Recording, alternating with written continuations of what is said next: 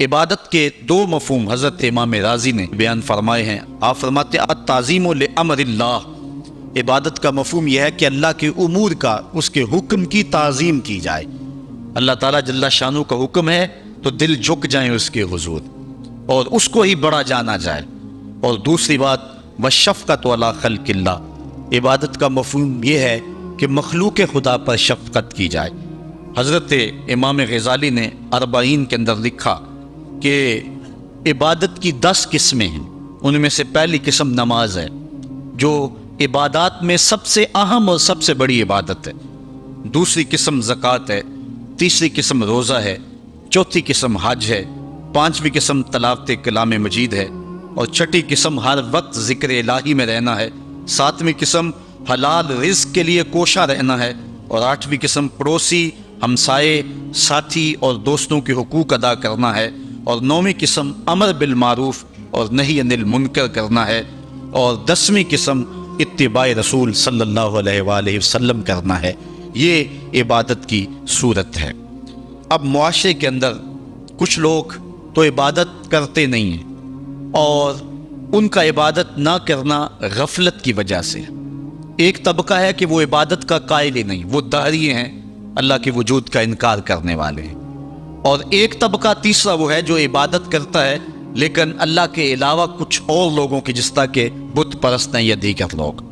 لیکن اہل ایمان جو ہیں وہ اللہ کی عبادت کرتے ہیں، اس کے علاوہ کسی اور کی عبادت نہیں کرتے، اس عبادت میں تساہل اور سستی نہیں کرتے، نمازوں کو 5 گانا وقت پہ ادا کرنا اپنا معمول رکھتے ہیں، اور یہی زندگی کا حسن ہے اور یہی زندگی کا جمال ہے۔ اور جو شخص اللہ کے حضور جھکنا چھوڑ دے، اللہ تعالیٰ اس کے رزق سے بھی، اس کی عمر سے بھی برکت اٹھا لیتا ہے۔ عبادت کا ایک مفہوم علماء نے اللہ تعالیٰ کی پہچان بھی بیان فرمایا۔ حضرت مولا کائنات سیدنا علی المرتضیٰ رضی اللہ تعالیٰ عنہ نے وما خلقت الجن والانس الا لیعبدون کا ترجمہ کیا ہے اے لیعرفونی، یعنی ہم نے جن و انس کو اس لیے پیدا کیا کہ وہ مجھے پہچان جائیں۔ اللہ تعالیٰ جل شانہ کی پہچان بندے کے اوپر جو ہے وہ ضروری ہے، اور جو شخص اس دنیا پہ رہ کے رب کی معرفت حاصل نہ کر سکا تو وہ قیامت کے دن بھی نابینا اٹھایا جائے گا۔ اللہ تعالیٰ جل شانہ نے یہ بات قرآن میں واضح طور پہ بیان فرمائی، من کان فی ھذہ اعمی فہو فی الآخرۃ اعمی واضل سبیلا، جو اس دنیا پر اندھا رہا کل قیامت کے دن بھی اندھا ہی اٹھایا جائے گا۔ اس سے ان آنکھوں کی جو ہے وہ بے نوری مراد نہیں ہے، وہ تو حدیث میں آتا ہے جو آنکھوں سے آزمایا گیا کل قیامت کے دن اس کو اللہ جزا دے گا۔ اس سے دل کی بے نوری مراد ہے۔ ساری زندگی گزار دی، کاروبار کا پتہ کیسے کرنا ہے، سیاست کا پورا پتہ ہے کیسے کرنی ہے، ایک ایک امر کا پتہ ہے، ہر چیز کا پتہ ہے، نہیں پتہ تو جس نے پیدا کیا ہے، جو ہمارا خالق ہے، جو ہمارا رازق ہے، جو ہمارا مالک ہے، ہم لمحہ لمحہ ایک ایک ساتھ ایک ایک گھڑی جس کے محتاج ہیں۔ شیخ سعدی فرماتے ہیں سانس اندر جائے تو پھر بھی اس کے محتاج ہے، اندر سے خیریت سے باہر آئے تو پھر بھی اس کے محتاج ہے، اگر اندر والا باہر نہ آئے تو پھر بھی موت، باہر والا اندر نہ جائے تو پھر بھی موت۔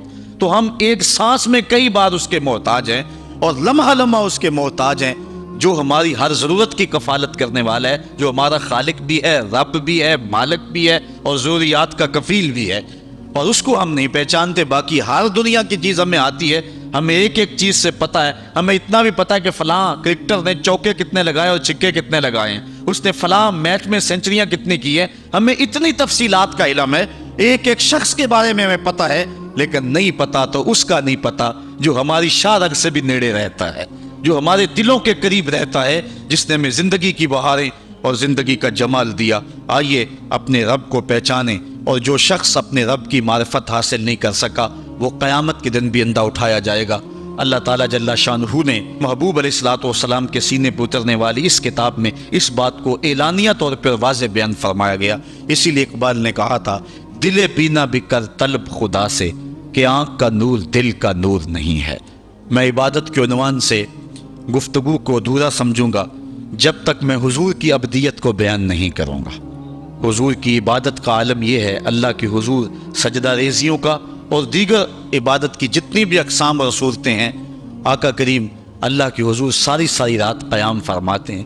ہمیں تو جگایا جاتا ہے، اذانیں دی جاتی ہیں، پھر بھی نہیں اٹھتے، لیکن وہاں کیا ہے کہ اللہ تعالیٰ خود فرماتا ہے محبوب ساری رات جاگا نہ کرو، کچھ سو بھی تو لیا کرو۔ اللہ اکبر۔ اور اتنی اللہ کے حضور عبادت کرتے ہیں حتیٰ تتورم قدماہ، یہاں تک کہ حضور علیہ السلام کے مبارک قدم جو ہیں وہ سوج جاتے ہیں۔ اور آقا کریم علیہ الصلوۃ والسلام سے کہا گیا حضور آپ کے وسیلے اور صدقے سے اللہ نے اگلوں اور پچھلوں کے گناہ معاف کر دیے، لیکن اس کے باوجود بھی آپ اتنی کثرت کے ساتھ عبادت کرتے ہیں۔ تو حضور نے فرمایا کہ میں اللہ کا عبد شکور نہ بنوں، اس کا شکر گزار بندہ نہ بنوں جس نے اتنی نعمتیں اور اتنی کرم نوازیاں میرے اوپر نازل فرمائیں۔ اس نے اتنا کرم کیا، ذرا دیکھیں تو صحیح، اپنے اندر جھانک کر کے تو دیکھو کتنے کرم ہے اس کے، کتنے فضل ہے اس کے، کتنی نعمتیں ہیں جس کا ہمیں علم بھی نہیں ہے، لیکن وہ ہمارے اوپر پہم برس رہی ہیں۔ میرا ایک دوست تھا، اس کے منہ میں یہ جو لعاب آتا ہے اس کی مقدار کم ہو گئی، تو اتنا مسئلہ بنا اس کے لیے کہ ایک آنکھ کی بینائی بھی جاتی رہی، دوسری آنکھ کی بینائی بھی متاثر ہو رہی ہے۔ مرض کیا ہے کہ منہ میں یہ جو لعاب آتا ہے یہ قدرتی گریس ہے، نظام انہضام میں مدد دیتی ہے، بولنے میں طاقت دیتی ہے۔ اگر یہ لعاب کم پڑ جائے جس کو ہم نے کبھی نعمت ہی نہیں سمجھا، یہ بھی اللہ کی نعمت ہے۔ دنیا کا بہت بڑا شخص اوناسس، یونان کا رہنے والا تھا اور جہازوں کی کمپنی ہے اس کی، لیکن ہوا کیا، یہ دنیا کے وہ جو امیر ترین لوگوں کی فہرست بنتی ہے اس میں شاید دوسرے یا تیسرے نمبر پہ اس کا نام تھا۔ تو اوناسس جو ہے وہ جہازوں کا کام کرتا تھا، اس کی بہت بڑی جو ہے وہ کمپنی تھی۔ ہوا اسے کیا، اس کے یہ آنکھوں کے جو پپوٹے ہیں یہ کام کرنا چھوڑ گئے۔ یہ قدرت نے سسٹم لگایا، آٹومیٹک سسٹم، ادھر سے تنکا اڑا، ادھر آنکھ بند ہو گئی، ادھر عزم ہوا، ارادہ ہوا، آنکھ بند ہو گئی۔ اتنی جلدی یہ سسٹم کام کرتا ہے۔ اس کو یہ مرض لاحق ہوا کہ یہ جو پٹھے ہیں نا اس کے، یہ کام کرنا چھوڑ گئے۔ اب ڈاکٹر سلوشن ٹیپ لگا کے آنکھ کھولتا تھا اور رات کو سونا ہوتا تو وہ ٹیپ اتار دیتا۔ کسی نے اوناسس سے پوچھا کہ تیری زندگی کی سب سے بڑی آرزو، انٹرویو کرتے ہوئے اس نے کاش میں اپنی آنکھیں اپنی مرضی سے کھول سکوں۔ کہا اس کے لیے قیمت لگانی پڑے تو کوئی پیسے لگا سکتا ہے؟ اس نے کہا ساری دولت جھونک دوں گا لیکن کاش اپنی آنکھیں اپنی مرضی سے کھول سکوں۔ تو یہ کتنی بڑی نعمت ہے، ہم نے کبھی سوچا، گمان بھی نہیں کیا کہ کیا کیا سسٹم اس نے لگائے ہوئے۔ یہ تو ایک سادہ سا سسٹم ہے، ورنہ کیا نظام انہضام کا سسٹم ہے، تنفس کا نظام ہے، اور اس کے علاوہ جو ہے وہ دماغ اللہ نے عطا فرمایا ہے۔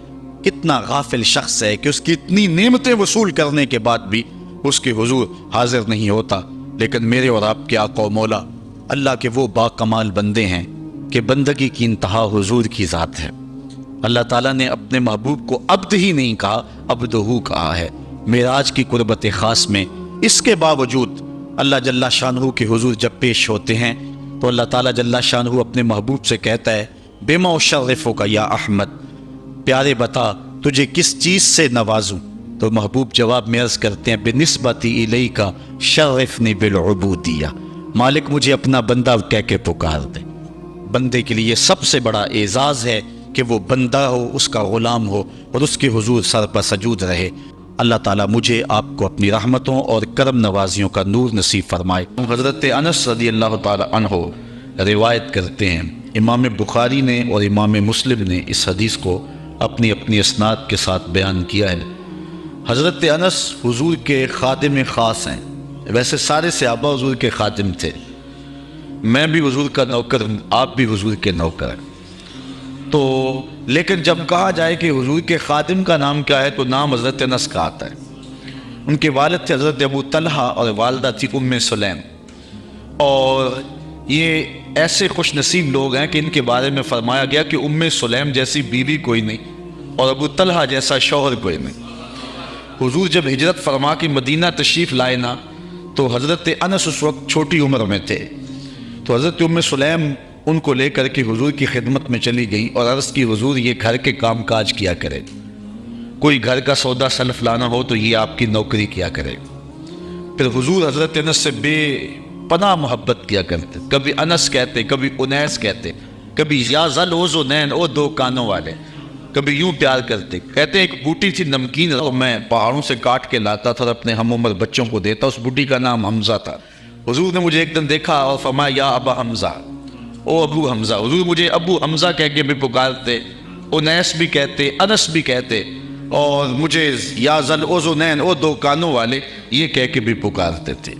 حضور بڑی محبت کرتے، 10 سال تک انہوں نے حضور کی نوکری کی ہے، اور کہتے 10 سال میں ایک بار بھی ایسی نہیں آئی کہ حضور نے مجھے جھڑکا ہو، بس مجھے پیار ہی کیا ہے، چونکہ رحمت للعالمین جو ہیں۔ اب حضرت انس اس کو روایت کرتے ہیں، وان انس قال کان النبی صلی اللہ علیہ وسلم عروسا بزینب، کہتے جس دن حضرت زینب سے حضور کا نکاح ہوا، حضرت انس کے لفظ سنیے، کان النبی صلی اللہ علیہ وسلم عروسا بزینب، جس دن حضور حضرت زینب کے دولہے بنے۔ حضرت انس روایت کرتے ہیں جس دن حضور حضرت زینب کے دولہے بنے، فعامدت امی ام سلیم الی تمر و سمن و عقت، تو میری ماں ام سلیم نے کچھ کھجوریں، کچھ گھی اور کچھ پنیر لے کر اس کا حلوہ تیار کیا۔ فصنعت حیسن، ایک حلوہ تیار کیا، فجعلته فی طور، اور ایک برتن میں ڈال کر کے، فقالت، فرمایا، یا انس اذهب بهذا الى رسول اللہ، یہ حلوہ حضور کی خدمت میں لے جاؤ، یہ حضور کے پاس لے جاؤ۔ اچھا، کہتے ہیں کہ فقل، اور ساتھ حضور سے کہنا، بعثت بهذا الیک امی، حضور یہ حلوہ میری ماں نے بھیجا ہے، یہ حلوہ میری ماں نے بھیجا۔ حضرت ابی بن کعب کہتے ہیں کہ میں ایک دن تلاوت کر رہا تھا تو حضور گزرے اور حضور رک کر کے سنتے رہے۔ بعد میں حضور سے ملاقات ہوئی تو فرمایا، ابی میں گزرا تھا، میں نے تیرا قرآن پڑھنا سنا ہے۔ تو حضرت ابی بن کعب کہنے لگے کہ حضور اگر مجھے پتہ ہوتا نا کہ آپ سن رہے ہیں تو میں اور سامان سوار کے پڑھتا۔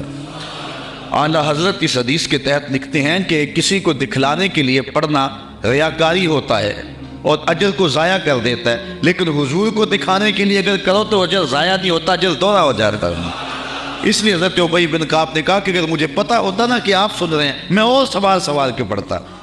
حضرت انس کی ماں نے کہا کہ حضور کو بتانا کہ یہ میری ماں نے بھیجا ہے، چونکہ جب حضور کو بتاؤ گے تو حضور دعا دیں گے۔ ایک دن حضور کسی صحابی کے گھر کے دروازے پہ گئے اور آقا کریم کی عادت یہ تھی کہ السلام علیکم کہتے، جا کہا السلام علیکم، وہ دروازے پہ کھڑا تھا، سن لیا حضور آئے ہو تو پتہ نہ چلا ہو کہ کون آیا ہے۔ اب اس نے منہ کے اندر کہا وعلیکم السلام، آواز کو اونچا نہیں کیا۔ حضور نے پھر کہا السلام علیکم، تو حضور علیہ السلام نے جب کہا تو اس نے پھر جو ہے وہ چپکے سے کہا وعلیکم السلام۔ پھر حضور نے تیسری مرتبہ کہا السلام علیکم، تو اس نے پھر چپکے سے وعلیکم السلام کہا۔ حضور کی عادت تھی 3 مرتبہ کہتے اور پھر واپس چلے جاتے۔ تو حضور واپس پلٹے تو صحابی حضور کے پیچھے بھاگے۔ حضور فرمایا، میاں میں نے تو 3 مرتبہ سلام کہا تھا۔ تو حضور کی بارگاہ میں عرض کی، حضور میں نے تینوں بار جواب دیا تھا، لیکن میں نے اونچی جواب اس لیے نہیں دیا تھا کہ حضور بار بار سلامتی کی دعا دیتے رہیں۔ اگر میں پہلی مرتبہ وعلیکم السلام کہہ دیتا تو آپ دوسری 2 مرتبہ تو نہ کہتے، تو آپ بار بار مجھے سلامتی کی دعا دیتے رہیں۔ حضرت انس کی ماں نے اس لیے جو ہے وہ اپنے بیٹے کو کہا کہ جا کے بتانا تاکہ حضور دعا دے دیں۔ تو کہا کہ جا حضور سے کہنا کہ حضور یہ میری ماں نے بھیجا ہے، وَهِيَ تُقْرِئُكَ السَّلَامَ، اور حضور وہ آپ کو سلام بھی کہتی تھی، آپ کو سلام بھی کہتی تھی۔ کتنا خوبصورت انداز حضرت انس کی والدہ کا۔ ہمارے یہاں ایک ساتھی ہیں، میں عمرے پہ حاضر ہوا تو میں ایئرپورٹ پہ تھا تو انہوں نے اپنی والدہ سے میری بات کروائی، تو بڑے لوگوں نے کہا وہاں حضور علیہ السلام کی بارگاہ میں ہمارا سلام پیش کرنا، لیکن اماں جی کا انداز اتنا میٹھا تھا اور اتنا پیارا تھا تو مجھے فون پہ کہنے لگے جا کے سرکار نے میرا السلام علیکم دے دینا۔ تو حضرت انس کی ماں نے کہا کہ حضور کی خدمت میں جا کے میرا سلام بھی پیش کرنا اور بتانا کہ یہ انس کی ماں نے بھیجا ہے، اور ساتھ تیسری بات وَتَقُولُ إِنَّ هَذَا لَكَ مِنَّا قَلِيلٌ یا رسول اللہ، اور کہنا حضور یہ ہماری طرف سے تھوڑا سا نذرانہ ہے، قبول کر لو، یہ زیادہ نہیں ہے، یہ بہت تھوڑا سا ہے، اس کو قبول کر لو۔ کہتے ہیں میں حضور کی خدمت میں حاضر ہوا، فَذَهَبْتُ فَقُلْتُ، میں حاضر ہوا، جو ماں نے کہا تھا وہ میں نے کہہ دیا۔ 3 باتیں ماں نے کہی تھی، ایک کہنا کہ حضور میری امی نے بھیجا ہے، دوسرا کہ حضور آپ کو سلام بھی کہتی تھی، اور تیسرا کہ کہتی تھی کہ حضور یہ ہماری جانب سے تھوڑا سا ہے۔ تو حضور کی خدمت میں جا کے میں نے کہہ دیا، فقال دعو، حضور نے فرمایا رکھ دو، ثم قال، پھر کہا اذهب فدعو لی فلانا و فلانا و فلانا، پھر فرمایا اٹھو فلاں کو بلا لاؤ، فلاں کو بلا لاؤ، فلاں کو بلا لاؤ۔ رجالن سماہم، حضور نے بہت سارے لوگوں کے نام بتائے کہ جاؤ فلاں کو بھی بلا کر کے لاؤ، فلاں کو بھی بلا کر کے لاؤ، اور پھر فرمایا وَدْعُ لِي مَنْ لَقِيتَ، اچھا جو بھی ملے اس کو بھی دعوت دے آنا۔ کچھ لوگ نام بنام بتائے کہ ان کو تو جا کے بلا کے لاؤ نا، اور ان کو پیغام میرا دے کے آؤ، اور پھر کرنا راستے کے اندر اگر تمہیں کو ملے تو اسے بھی کہہ دینا کہ تیری حضور کے گھر دعوت ہے۔ اچھا، حضرت انس رضی اللہ تعالیٰ عنہ فرماتے ہیں کہ میں چلا فدعوت من سما ومن لقیت، جو حضور نے نام بتائے تھے میں نے جا کے ان کو بھی کہا، اور جو راستے میں ملا میں نے اسے بھی کہا، اور میاں تجھے حضور بلا رہے ہیں، حضور کے گھر میں تیری دعوت ہے۔ فرجعت فائز البیت غاص بأہلہ، کہتے جب میں واپس پلٹا نا تو حضور کا ویڑا لوگوں کے ہجوم سے بھرا ہوا تھا۔ یار کوئی منسٹر دعوت دے کہ بیٹے کی شادی ہے آنا، تو لوگ پھولے نہیں سماتے، بتاتے پھرتے آج میں بڑا مصروف ہوں، میاں آج کیا ہے جی؟ آج میں نے شادی پہ جانا ہے۔ یار جس کو منسٹر بلائے، جس کو ایم پی اور ایم این اے بلائے، وہ تو خوشی سے پھولا نہ سمائے کہ آج فلاں گھر میری دعوت ہے، پھر ان کی خوشی کا عالم کیا ہوگا جن کی دعوت محمد عربی کے گھر میں تھی۔ تو کہتے جب واپس پلٹا تو گھر بھرا ہوا تھا لوگوں سے۔ اچھا، تاپی نے، جس نے حضرت انس سے روایت سنی، اس نے کہا فَقُلْتُ لِأَنَسٍ، میں نے انس سے کہا، قِيلَ لِأَنَسٍ، حضرت انس سے کہا گیا عَدَدُكُمْ كَمْ كَانَ، کہ لوگ تھے کتنے؟ جن لوگوں سے گھر بڑا ہوا تھا ان کی تعداد کوئی اندازہ ہے؟ حضرت انس کہنے لگے 300 کے قریب ہوں گے لوگ۔ میں ایسے گیا اور ایسے پلٹ کے آ گیا، اور جب واپس آیا تو 300 لوگوں سے حضور کا گھر بھرا ہوا تھا۔ اب آقا کریم علیہ السلام نے فرمایا، حضرت انس کہتے ہیں فرأیت النبی صلی اللہ علیہ وسلم وضع یدہ علی تلک الحصہ، کہ حضور نے اپنا دست برکت اس پیالے پہ رکھ دیا، اس حلوے پر اپنا دست شفا، دست نور، دست برکت، دست رحمت اس پیالے پر رکھ دیا، اور وَتَكَلَّمَ بِمَا شَاءَ اللَّهُ، اور جو اللہ نے چاہا وہ حضور نے پڑھا، ہاتھ رکھا، کھانے کو سامنے رکھا، اور پھر جو اللہ نے چاہا حضور نے وہ تلاوت کی۔ اللہ عنہ، اب کوئی ضد کرتا ہے کہ میں سامنے کھانا نہیں رکھنا تو نہ رکھے، اس کی مرضی، لیکن حدیث یہی ہے کہ حضور علیہ السلام نے سامنے رکھا، ہاتھ بھی رکھا، اور جو اللہ نے چاہا پڑھا بھی حضور نے۔ اچھا، پھر اس کے بعد کیا کیا؟ ثم جعل یدعو عشرۃ عشرۃ یاکلون منہ، فرمایا 10 آتے جاؤ، 10 آتے جاؤ، 10 لوگ آتے گئے، ویقولو، اور حضور علیہ السلام ان کو فرماتے تھے لہم، ان کو اذکر اسم اللہ ولیاکل کل رجل مما یلیہ، کہ ہر شخص اللہ کا نام لیتا جائے اور اپنے سامنے سے کھاتا جائے۔ قال فاکلوا حتی شبعوا، کہتے ہیں کہ لوگ کھا گئے حتیٰ کہ رج گئے۔ فخرجت طائفۃ ودخلت طائفہ، ایک گروہ جاتا دوسرا آ جاتا، حتی اکلوا کلہم، یہاں تک کہ سب نے ایک پیالے سے کھانا کھا لیا۔ قال لی یا انس ارفع، حضور نے مجھے کہا انس، جب سب لوگ کھا چکے تو حضور فرمایا انس پیالہ اٹھا لو، یہ برتن اٹھا لو۔ فرفعتو، کہتے ہیں میں نے وہ برتن اٹھا لیا۔ اب آگے حضرت انس کی سنیے، کہتے ہیں فما ادری ہینا وضعت اکثر ام ہینا رفعت، حضرت انس کہتے ہیں میں فیصلہ نہیں کر سکتا کہ جب میں نے پیالہ رکھا تھا حلوہ اس وقت زیادہ تھا یا جب اٹھایا تھا اس وقت زیادہ تھا۔ دست شفا آیا تو برکتیں ہی برکتیں آ گئی۔